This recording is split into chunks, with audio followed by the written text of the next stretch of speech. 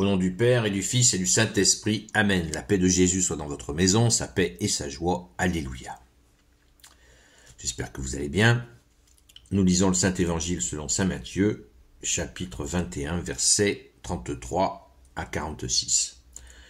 Les vignerons assassins.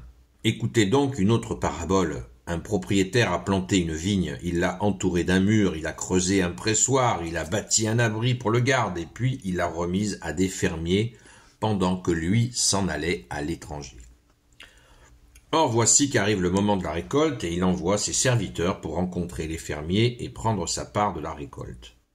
Mais les fermiers se rendent maîtres des serviteurs, ils frappent l'un, tuent l'autre, et assomment un troisième à coups de pierre. De nouveau des serviteurs sont envoyés plus nombreux que les premiers, mais on les traite de la même manière. Alors lui, pour finir, leur envoie son fils. Il pensait en effet, ils auront du respect pour mon fils. Mais lorsque les fermiers voient le fils, ils se disent, c'est lui l'héritier. Allons-y, tuons-le, et son héritage sera à nous. Ils le saisirent donc, le jettent hors de la vigne et le tuent. Maintenant, lorsque le maître de la vigne se présentera, comment va-t-il traiter ses fermiers? Les autres répondent, il enverra ces misérables à la mort qu'ils méritent, et il remettra la vigne à d'autres fermiers. Ceux-là lui donneront les fruits quand viendra la saison. Jésus leur dit, peut-être avez-vous lu ceci dans les Écritures, la pierre rejetée par les constructeurs sera devenue la pierre d'angle. C'est le Seigneur qui l'avait donnée, et nous restons à l'admirer. Aussi, je vous dis que le royaume de Dieu vous sera enlevé pour être donné à un peuple qui en produira les fruits. Quant à la pierre, celui qui tombera sur elle se brisera, et celui sur qui elle tombera, elle l'écrasera. Les chefs des prêtres et les pharisiens écoutaient ces paroles, et ils comprirent que Jésus parlait pour eux. Ils auraient voulu s'emparer de lui, mais ils craignaient la foule, qui voyait en Jésus un prophète. Tout est dit, les pharisiens ont compris, ils en prennent pour leur grade. Ceux qu'ils ont massacrés et qui venaient chercher le produit de la vigne, ce sont les prophètes qui ont été massacrés par, justement, maîtres de la loi, pharisiens, leurs descendants, ceux qui étaient les générations avant eux. Donc, Jésus annonce la couleur de ce qu'ils vont lui faire. Voici le Fils. Mais lorsque il pensait... Alors lui, pour finir, leur envoie son Fils, c'est le Père, le propriétaire de la vigne, le Père du ciel et de la terre. Le Père de Jésus, notre Père, qui dit au verset 37, alors lui, pour finir, leur envoie son Fils. Il pensait en effet, ils auront du respect pour mon Fils. Mais lorsque les fermiers voient le Fils, ils se disent, c'est lui l'héritier, allons-y, tuons-le, et son héritage sera à nous. Ils le saisirent donc, le jettent hors de la vigne et le tuent. C'est l'annonce de la passion, la crucifixion de Jésus. Et Jésus les prévient. Attention, il est dit que ça ne va pas se passer comme ça. Le Père du ciel et de la terre ne va pas laisser assassiner son Fils sans qu'il y ait la vengeance d'amour. La vengeance d'amour, c'est la résurrection. Et Jésus annonce la couleur que celui qui s'en prend au Fils, qui refuse le Fils, Jésus. Peut-être avez-vous, verset 42, peut-être avez-vous lu ceci dans les Écritures, la pierre rejetée par les constructeurs est devenue la pierre d'angle. C'est le Seigneur qui l'avait donnée et nous restons à l'admirer. Les prophètes, le dernier prophète, c'est Saint Jean-Baptiste, lui aussi assassiné. Et Jésus est là, est venu, il est la pierre d'angle. La pierre d'angle. C'est le Seigneur qui l'avait donnée et nous restons à l'admirer. C'est Jésus qui est la pierre d'angle. Vous savez, la pierre d'angle, c'est quand on construit une voûte.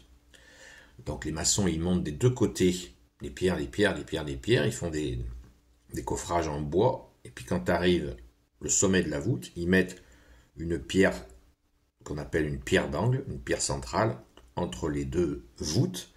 Schlac! Ils enlèvent les coffrages et ça tient. C'est comme ça qu'est fait une voûte, ça s'appelle la pierre d'angle. Ça tient tout l'édifice.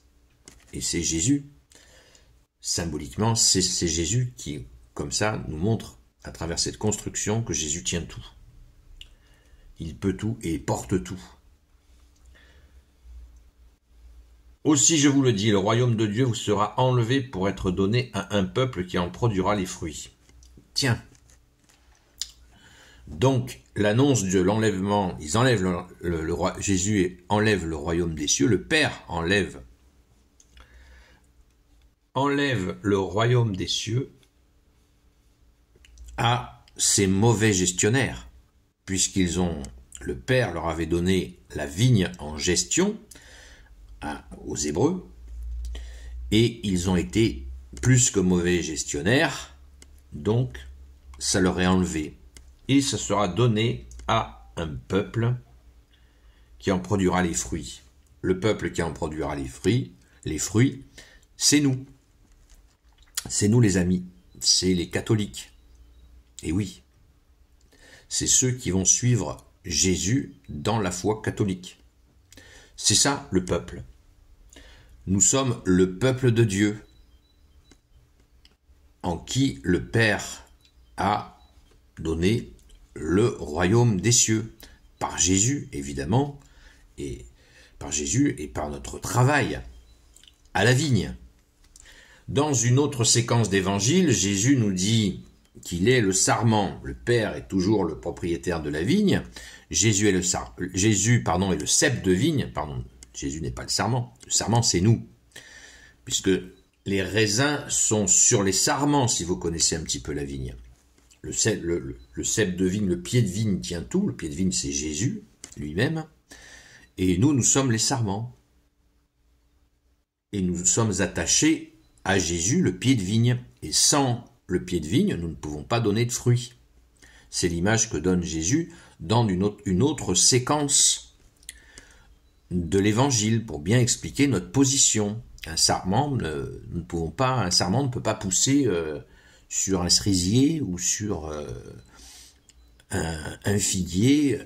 Non, le sarment, il est fixé sur le pied de vigne, qui est Jésus. C'est pour ça que Jésus nous demande deux qualités qui sont la fidélité et la constance, pour que nous puissions donner du fruit.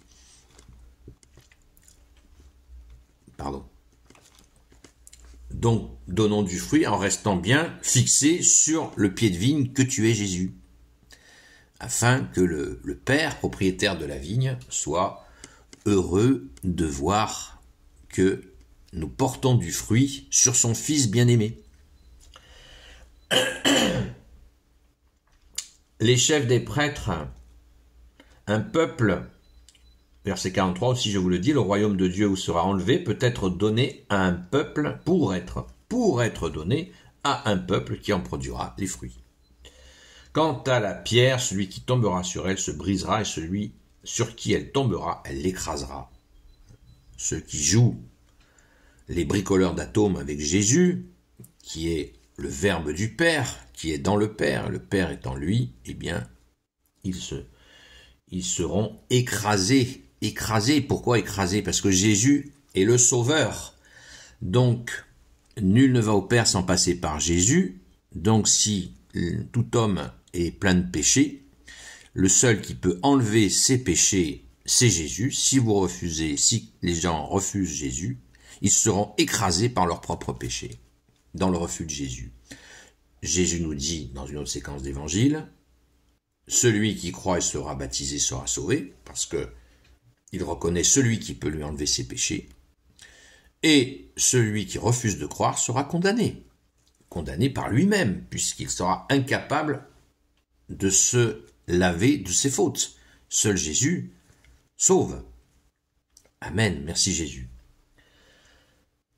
Les chefs des prêtres et les pharisiens écoutaient ces paraboles et ils comprirent que Jésus parlait pour eux. Ils auraient voulu s'emparer de lui. Vous voyez la violence. Ils auraient voulu s'emparer de lui. mais il craignait la foule qui croyait en Jésus, qui voyait en Jésus un prophète. Il dit, ouais, Jésus est un simple prophète. Non, Jésus n'est pas un simple prophète. Simplement, Jésus, au début de sa vie publique, a été avec grande humilité, comme il nous dit, apprenez que je suis doux et humble de cœur. Il n'est pas arrivé en disant, poussez-vous de là, je suis le Fils de Dieu, c'est moi le Christ, le oint, qui veut dire le oint du Père. Non, Jésus n'a pas agi comme ça, les gens seraient devenus fous. La gloire de Jésus était trop puissante, Dieu sur terre, pour que les gens auraient pété les plombs. Sérieusement, hein. Déjà, on le voit dans les récits des miracles, on nous dit les gens étaient hors d'eux-mêmes. C'était déjà limite. Et puis il y avait toujours la menace que les foules soient tellement soulevées par la puissance de Jésus que ça aurait pu inquiéter l'armée romaine occupante qui aurait massacré les gens si les foules étaient trop nombreuses. Comme ça s'est passé en l'an 71, où il y a eu la destruction du temple et un massacre effroyable de gens. Donc Jésus a protégé les gens en faisant en sorte justement de ne pas montrer sa puissance immédiatement trop forte. Les gens n'auraient pas tenu dans leur tête. Hein.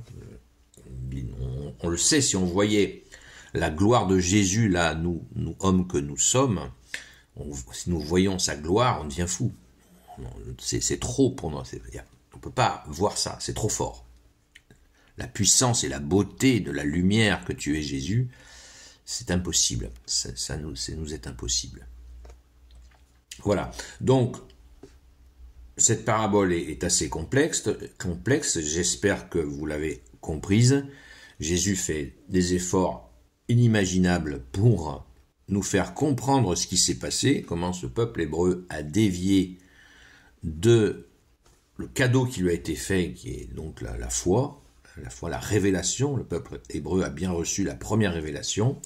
Hélas, leurs responsables religieux ont vrillé, en ont fait un outil de pouvoir, ce qui faisait qu'ils ne portaient plus de fruits, et Jésus est venu tout remettre en place. Lui-même, plus par des prophètes, plus de 30 prophètes étaient passés avant lui, mais Jésus, Fils de Dieu, le Verbe du Père, hein, nous ne sommes pas une religion du livre, nous sommes la religion du Verbe qu'est Jésus, une personne, Fils de Dieu, qui est venu remettre tout en place. Merci Jésus, et tout à l'endroit. Et en remettant au centre l'amour, la justice et la miséricorde, alors qu'avant, ça avait vrillé dans le pouvoir sur les autres. Bien sûr qu'il devait y avoir ici ou là de l'amour, mais en petite quantité, à tel point qu'il ne portait plus de fruits. Et Jésus est venu vraiment offrir cette notion de service, ce pilier de service, ce fondement de service que nous devons avoir, qui est une clé d'humilité. Alléluia. Rappelons-nous Saint Jean-Marie Vianney qui disait que les trois vertus principales sont l'humilité, l'humilité et encore l'humilité. Alléluia. Merci Jésus, tu es le roi de gloire, le Dieu de nos vies. Amen. Gloire soit au Père et au Fils et au Saint-Esprit, maintenant et toujours, et pour l'éternité. Amen. Ô Jésus, toi qui peux tout et qui portes tout, toi le Sauveur, toi l'Emmanuel, je te confie toutes celles et ceux qui regarderont cette vidéo, ainsi que leurs proches, selon ta seule volonté, ô Jésus. Sainte Marie, Reine des cieux, toi l'Immaculée Conception, toi qui écrases le serpent, toi qui es la lune sous tes pas, toi notre Mère, Notre-Dame. Saint Joseph, toi le juste et le saint, toi le sage, toi la terreur des démons, toi le saint gardien de la Sainte Église catholique apostolique. Sainte Marie-Madeleine, notre chère sainte patronne,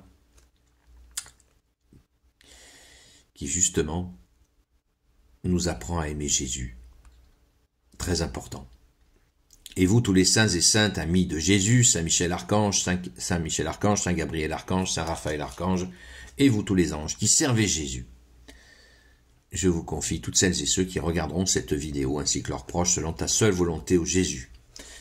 La paix de Jésus soit dans votre maison. S'il vous plaît, prions pour les personnes qui sont passées hier soir et qui passent régulièrement sur le direct, qui ont besoin de nos prières. Soutenons-les dans la foi, afin qu'eux aussi, ils deviennent des sarments pour porter du fruit et faire la gloire de Jésus. Et quand nous faisons la gloire de Jésus, nous faisons la gloire de son Père. À très vite.